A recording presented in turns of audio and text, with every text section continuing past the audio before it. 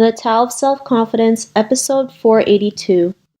Welcome to the Tao of Self-Confidence, where I share stories of amazing women who have discovered their inner journey to self-confidence. Visit our website at thetaoofselfconfidence.com. Your inner journey to self-confidence awaits.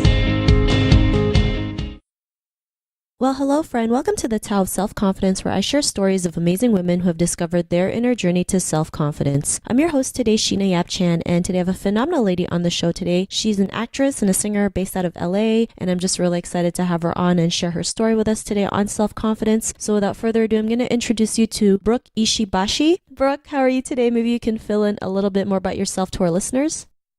Yeah, of course. I was going to say, I realized when people pronounce my last name that my family and I were even pronouncing our last name incorrectly all of our lives. So you said it like pretty much perfectly, because it's supposed to be monosyllabic, no stress on the syllables. And I've just, it's taken me a long time to like figure out how to say it in the correct way. So I'm based in LA currently. I'm an actor and singer, and I lived in New York for 11 years doing theater. So that's where I went to school, where I went to undergrad, studied theater, and I just stayed out in New York doing professional theater for 11 years, and just recently moved back a couple years ago to LA, where I was raised. Awesome. Well, thanks for sharing that. And Brooke, what's your cultural background? So I'm fourth generation Japanese American. So I'm Yonsei, what they call Yonsei. My grandparents were the generation that were interned during World War II in the internment camps in the States. That's the Nisei generation. And my grandmother's 92. She's still incredibly healthy and vibrant, and she's the last of my remaining grandparents. And yeah, we are Japanese American. Both of my parents are full-blooded Japanese, as far as we know. And yeah, and my sisters and I, Brittany and Brianna, we're fourth generation Japanese. Awesome. Well, thanks for sharing that. And what would be your favorite self-confidence quote?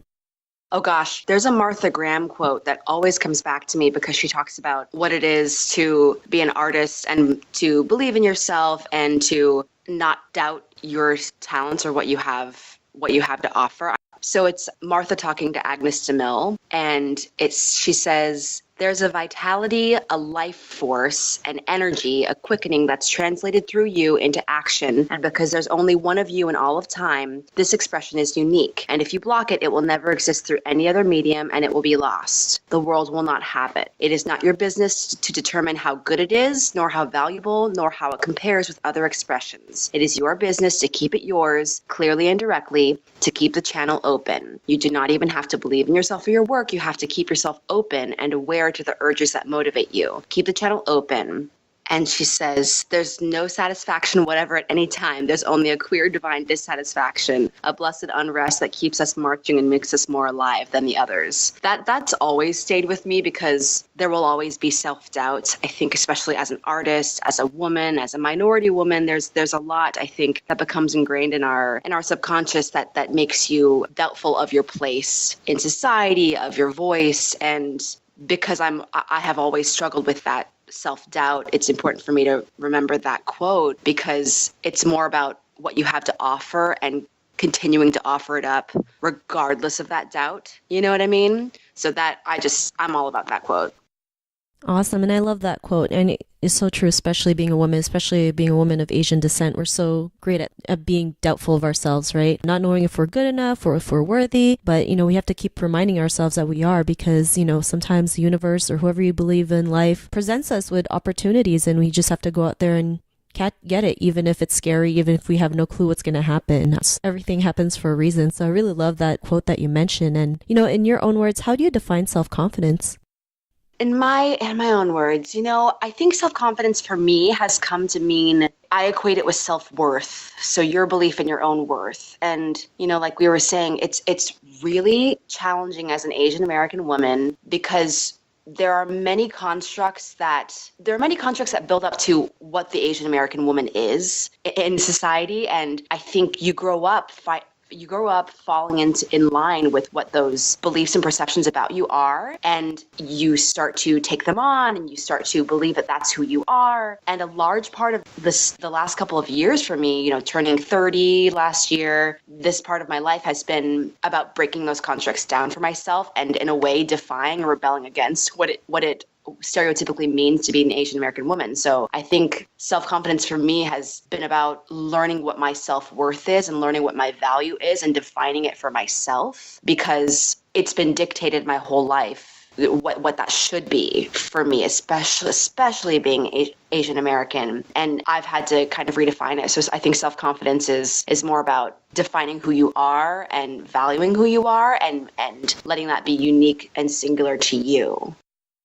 Thanks for sharing that. And I totally agree, especially like you mentioned, being brought up to live a certain way, to be a certain way. If we go outside that, it's like we're not a good daughter or wife or sister, whatever it is. But, I think a lot of people forget that that's just one way of living. And there's so many other ways, right? Like this world is limitless. And if we learn how to do it, that, like you mentioned, learning to define who we are, what we like, what we don't like, what our strengths and weaknesses are, we can go out there and be, more confident in ourselves and be our true selves. So I really love that you mentioned that. And, what was your life like before your discovery of self-confidence?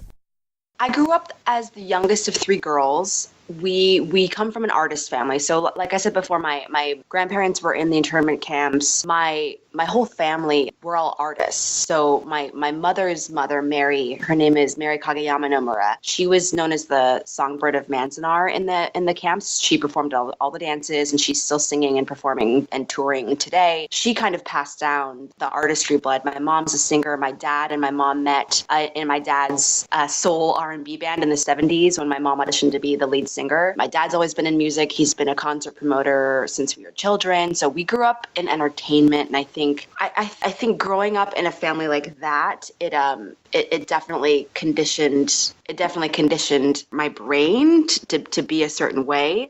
I think how I got into that was growing up like that. It definitely conditioned me to have a certain mentality. So I grew up with an artist family who was always conditioning me to think I can do whatever I want. The sky's the limit, because I had artist parents who encouraged their three daughters to be whatever we wanted to be. I think especially coming from Japanese Americans who'd been interned, they were encouraging their kids to have all of the opportunities they didn't have, and they were encouraging their kids to really shoot for the sky. So with that upbringing, it gave me almost not a false sense of confidence, but it almost gave me a naive sense of confidence, because for me, failure was never really an option. I just always assumed things were going to work out for me. So when I hit my first major roadblock when I was in New York and I was struggling as an actor and I was broke and, I was going through failed relationships and really struggling, I think that was the first time it dawned on me that, oh my gosh, what if things never really work out for me? And when that happened, I think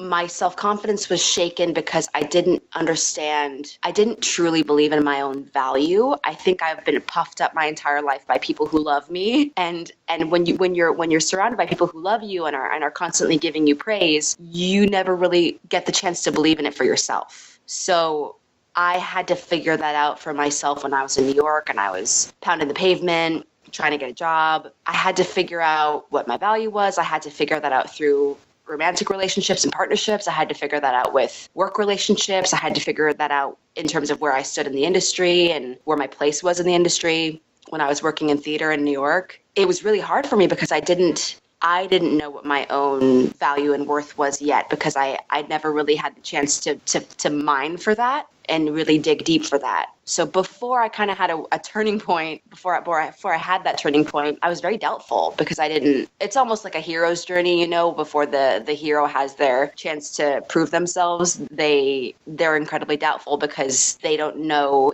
if they've really got the goods or the courage to back it up and to really follow through. So I was just incredibly doubtful and insecure and fearful. I think there was a lot of fear behind everything for me.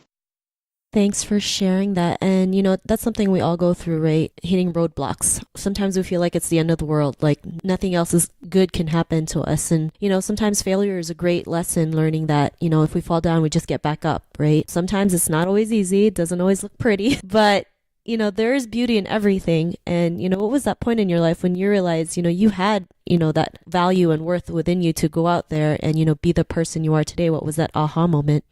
It was kind of a lot of things combined. It was a lot of factors that were compounded that finally shook me up enough to the point where I was like, oh shit, I gotta change things. It was a relationship that I had been in that really tested what I wanted and really tested who I was, because it was also around that age, that like turning 30, where you really kind of figure out who you are, and everything that you don't need more or less drops out of your life, even if you don't want it to. So it was that relationship. It was turning 30. It was moving out to LA. I'd been in New York for 11 years, and I moved out to New York to work on a TV show, and I was recast on that TV show. And that was a huge shakeup for me because it was my first big TV job, and I was the lead on this NBC show, and then everything just changed really quickly. So that really shook me up too. Getting out of my comfort zone and moving out to LA, where I had to start over again. All of those things combined put me in a really, really challenging place. And it's been the past couple of years where I've really had to reformulate. I've really had to rebuild my self-confidence, because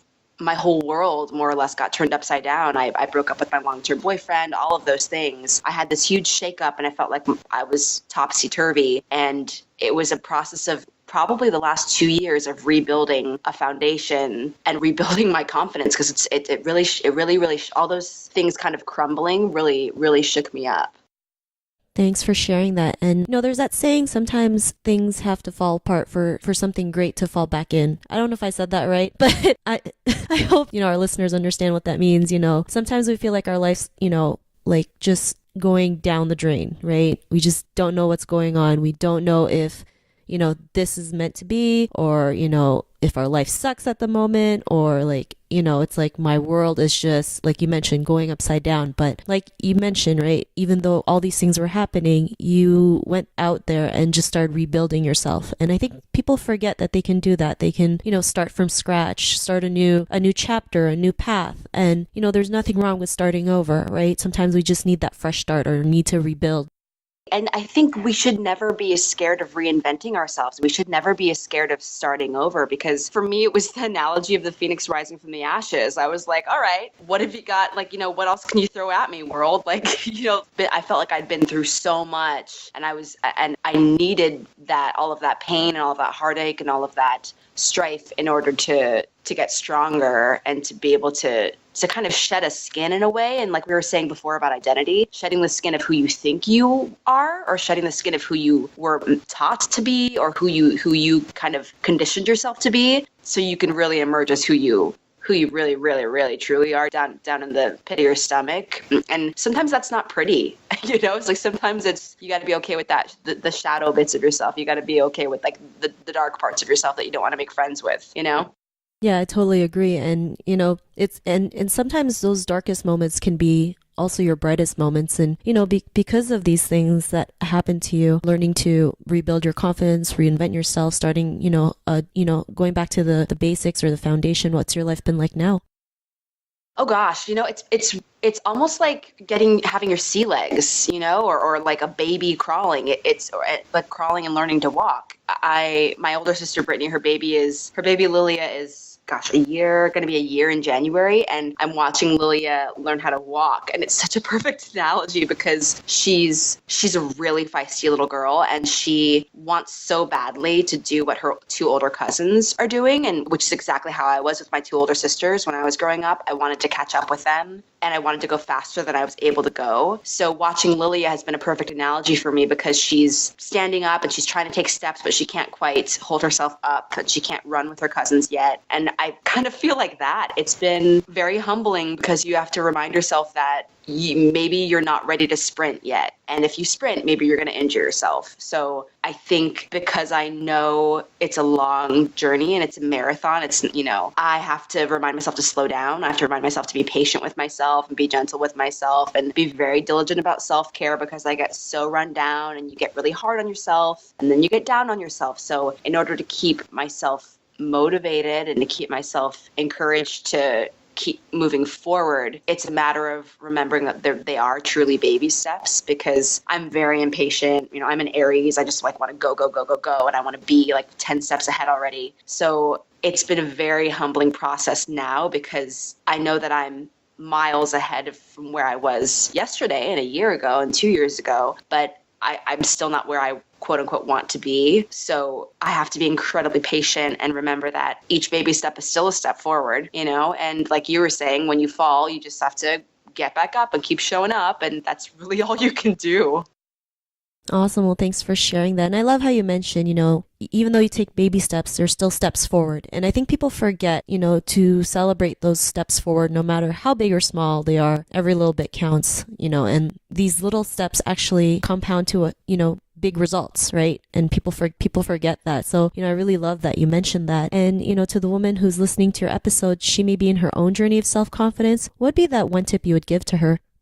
Oh gosh, I think it's about being loving with yourself, because you're kind of all you got. Hopefully you have a network of supportive and loving friends and family, but you're really the only one who can hold yourself accountable. And you're really you wake up with yourself every day, you go to bed with yourself every day, and I think if you're kind and loving and patient and gentle and nurturing with yourself, it can only yield positive results, because it's a really hard journey, our lives. It's going to have high highs and low lows. And I think if you can be kind to yourself, and if you can express love towards yourself and let that carry you through, I think it makes things a lot easier, because then you're treating yourself the way you would treat a loved one. And I think we all deserve that. I think it makes things a lot easier.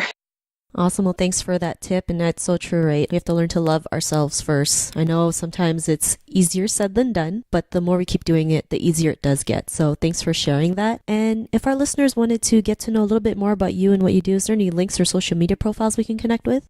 Absolutely. You can, I'm on Instagram. You can follow me at Brooke Ishibashi on Instagram. I also have a website. It's brookishibashi.com. And I'm developing a show with my sisters, with Brittany and Brianna. We were writing a TV pilot called The Sisters Ishibashi and developing that with the brothers Rydell. So you can follow us on social media and learn more about that. Awesome. Well, thanks for sharing that. And to our listeners, if you want to connect with Brooke, you can also head on over to the taoofselfconfidence.com and search for Brooke's name. Her show notes will pop up along with everything else that we talked about. And I just want to thank Brooke for taking the time to share her story and tips with us on self-confidence. So thank you so much, Brooke. Yeah, thank you so much for having me. Not a problem. It was really great having you on the show. And to our listeners, be on the lookout for another new episode of another amazing woman's journey to self-confidence. And we'll talk to you soon. Bye for now. Bye. Thank you for tuning in to another amazing episode of The Tao of Self-Confidence. Visit our website at thetaoofselfconfidence.com to check out cool resources, blog articles, show recaps, and so much more. Your inner journey to self-confidence awaits.